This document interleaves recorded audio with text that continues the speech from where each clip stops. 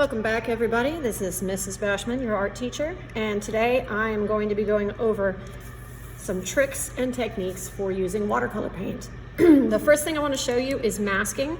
This is actually the purpose that masking tape is made for, but you can also use different types of masking materials like masking fluid. So here I just have a regular piece of masking tape, and I would like to get my masking tape to follow the contours of this circle. Perhaps we're doing a moon or a sun over water. So I'm going to show you how to take a straight piece of masking tape and make it curve. So you're going to start by placing the edge of your masking tape along the edge of the circle, and you'll notice I'm just going to use my finger to push one end of the masking tape down, and while holding my finger I pull the tape towards myself so that it is following the contours of that circle. I'm going to twist it so you can see what I'm doing here. Pressing down that edge, and I'm letting the other edge of the masking tape float. It's just floating. And I'm spinning the paper around, pressing the masking tape down, using my fingernail as a pivot point. I'm pulling that masking tape towards me, making it follow the contours of this circle. Press, twist, press, twist, press, twist, all the way around.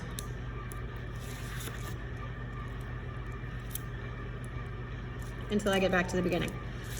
So you see how, oh, I was off camera there for a second. So you see how it forms this interesting spiral shape. And then I can take this last little bit of masking tape and just kind of press it down in the middle there so that I have a nice circle. So now I can paint around the edges of this or straight over top of it. And once the paint is dry, I can lift it up and it'll be white. So we're going to pretend we're going to be doing some water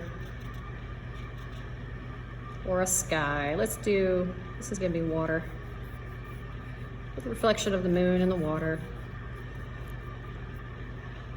Put a little bit of my phthalo blue down. Clean my brush off a little bit. And then just use a clean, damp brush to kind of fade over these areas here. So once this is dry, I'll lift up the tape and I'll have a perfectly clean white circle. If you're having trouble pulling up your masking tape, then take a hairdryer on a low heated setting, warm up the tape. That'll warm up the adhesive and it'll make lifting it much easier, and you won't run the risk of tearing the fibers of your watercolor paper.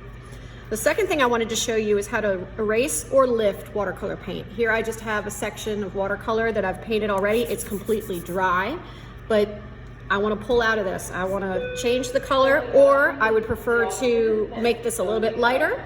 So the first thing I'm going to do is wet my brush. Pull my water over here so you can see a little bit better.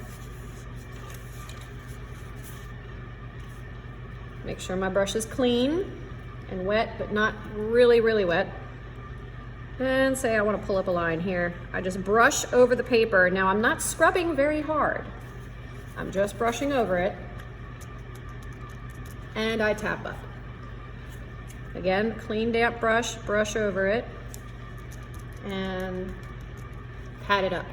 So this is a great way to get highlights if you forgot to put them in. It's not going to go all the way white back to the paper, but it is going to significantly lighten your paint. Another technique you could do for this is use a spray bottle. This is a nice water spray bottle. Spray it a little bit, let it sit for a second or two, and pick up some of the paint with your paper towel, just like that. So as you can see, it's not completely white, but there is a significant lightening of the color here in my phthalo blue. Okay, so the next thing that I'm going to show you is masking fluid. So I'm going to skip down to here. You can buy masking fluid from the art store. I actually use liquid latex. This is the same kind of liquid latex you could get at Party City that you would use at Halloween.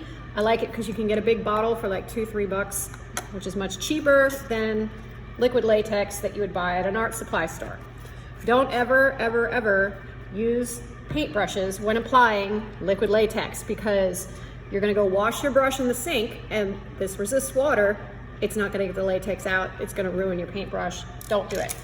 I like to use wood I use thin wood skewers, toothpicks, you could use Q-tips, you can use popsicle sticks, anything you want to apply your liquid latex.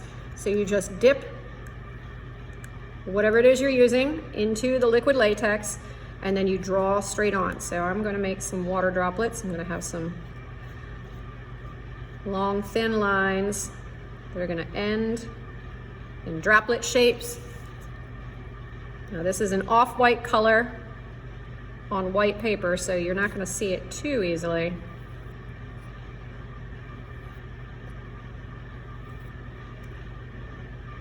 I wanna thicken in the bottom, so I'm just kind of rolling around. Oh no, that's okay. Remember, there's no mistakes, just happy accidents. This is a good teaching moment. So you see how I got liquid latex over here on my watercolor paint. If that was watercolor or anything else, all you gotta do is just pat it up, just like that. Look, it's gone. All right, we got a couple of water droplets. It looks like it's raining. Let's get some smaller ones that are fading out in the background. Just like that. And then I'm going to use this to create some little puddle echoes. I don't know what you call them, ripples, water ripples. Little circles around the bottom of my drops, like so.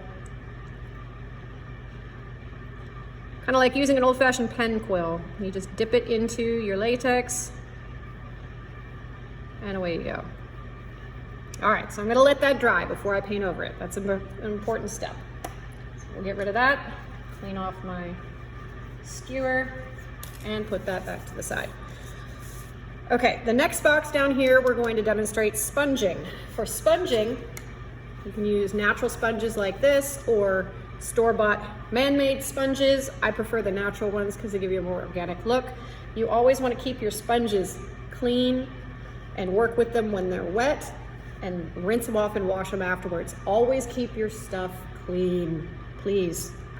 Once paint dries on things, it becomes extremely difficult to clean it again. So for sponges, you're gonna need a little bit of a wider surface. So I'm gonna place paint into the center of my palette. You can use whatever surface you want. If you even don't have a palette, you can use a piece of aluminum foil, fold the edges up to create a dish. You can use almost anything. Watercolor comes off very easily, so I'm not worried about the watercolor making a mess of things. I'm gonna take a little bit of my violet, place it here in the center of my palette. Make sure I have enough water on there. Clean my brush off. And then I'm going to pick up the paint with my sponge.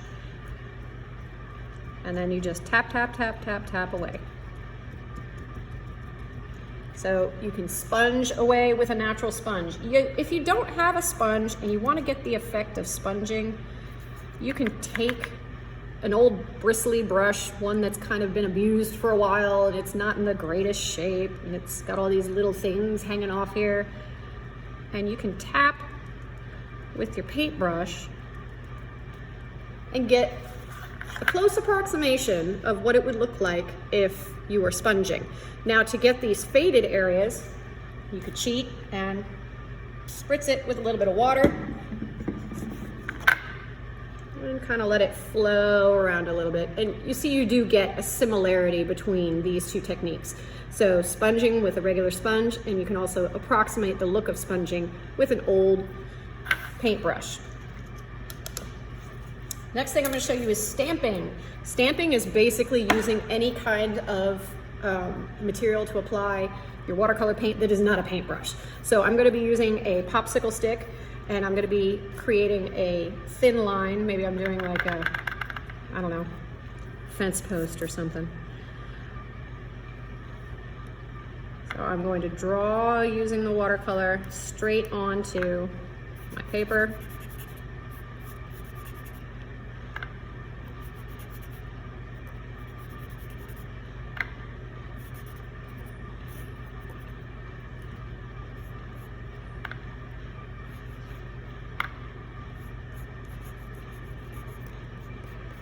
There we go. Post coming out this way. Top of my post. I have another, it's going to run into another post. I'm not really worried about detail here. I'm just playing.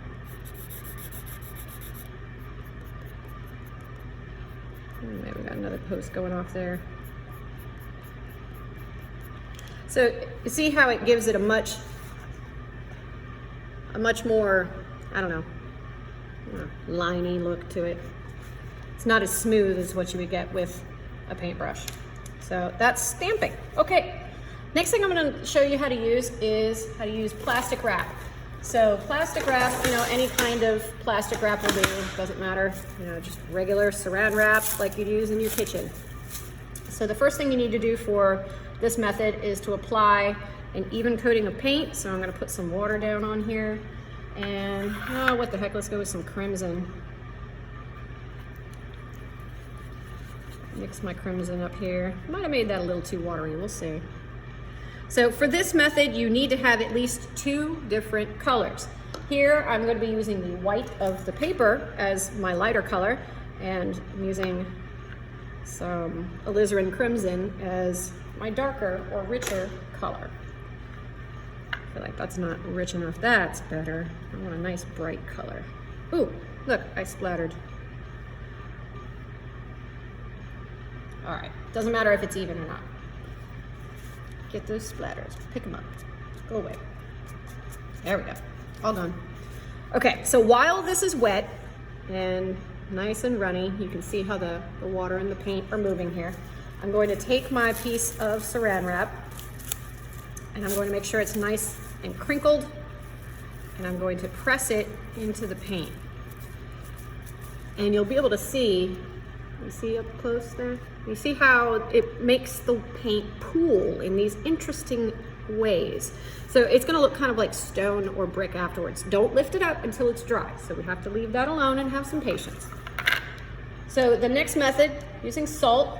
A lot of people are aware of this one, but I'm gonna demonstrate how to do it properly. I'm gonna clean my brush off, it's covered in red. There we go. I'm gonna go back to my alizarin, or not my alizarin crimson, I'm going back to my phthalo blue. A lot of people like to do this for water or snow, what have you. All right, I'm gonna get a nice thick layer of paint, and while it's wet, we're going to sprinkle salt into it. This is just regular table salt, like you would use at home for cooking. I'm gonna sprinkle a little bit into my hand, and then drop it.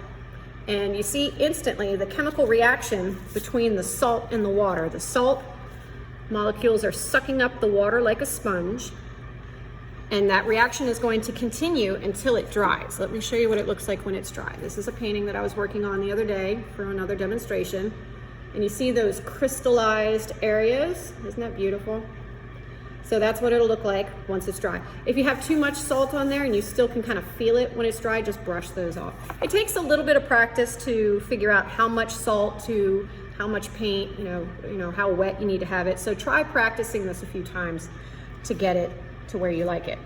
So now I'm going to show you how to use rubbing alcohol. I'm going to clean my brush again. Let's switch paper towels. That one's about done.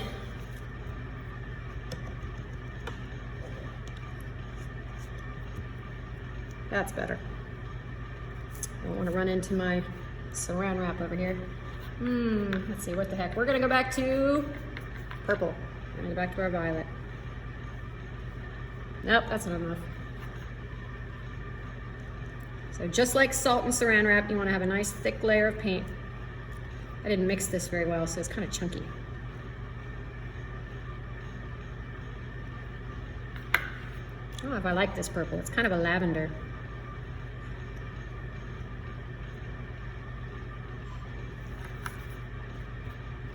Mix a little bit of my phthalo blue in there. Oh, that's kind of fun. I like that. It's more of an ultramarine. Okay, so we have a nice pool of color. So I'm going to take a dish with some regular rubbing alcohol that you would get at the pharmacy or the grocery store. And, oh, where'd I put my Q-tip? Here it is. Take a little bit of a Q-tip and splatter. Isn't that great? Creates these cells. Oh, I got some up in my salt. That's okay.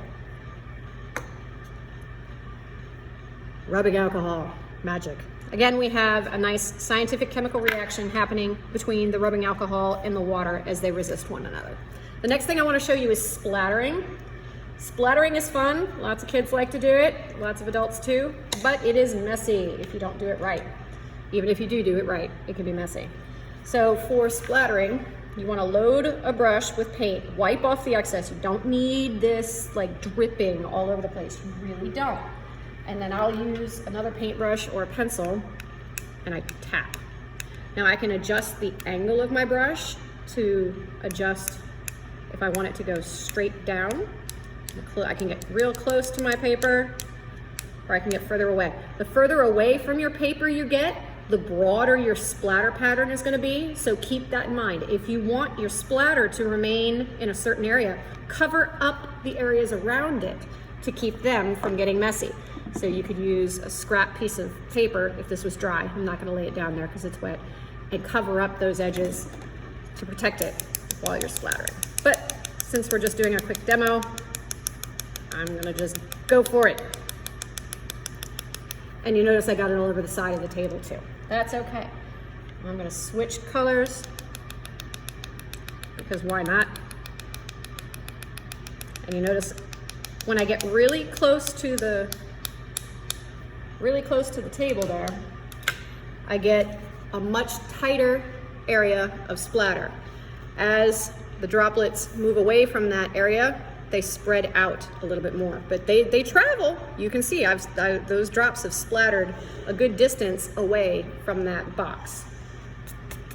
All right, the last thing that I want to show you today is wax resist. This is really popular with younger kids when they're using watercolor. You can use different types of wax, regular crayons like you would get in any kind of art supply store. These are China markers. They're a white wax crayon. So all you gotta do is draw on your surface with your wax pencil or crayon. Now the downside to this is, unlike the masking tape, which we'll be able to pick up and paint underneath that area, this is all gonna be white. So it's gotta be something that you wanna remain white. Let's use some of our crimson.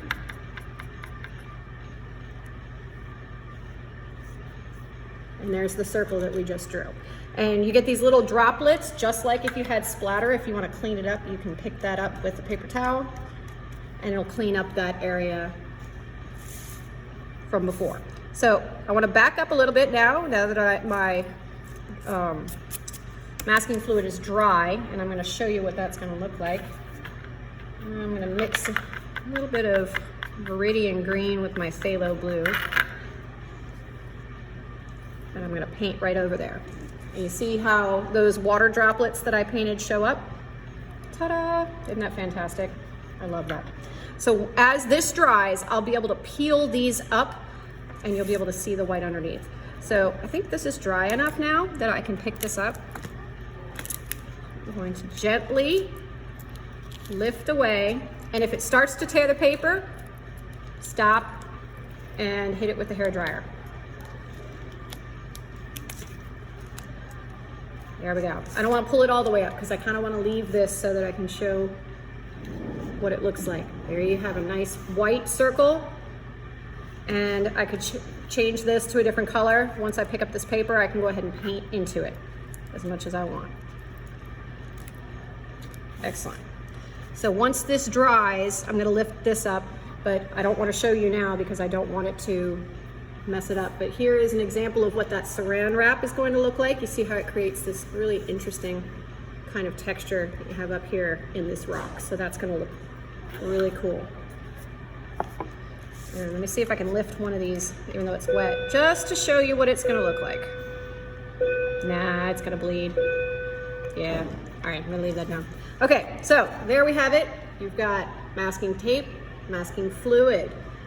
You have erasing and lifting, sponging, stamping, saran wrap, salt, splattering, rubbing alcohol, and wax resist. All right, thanks for joining, and God bless, my friends.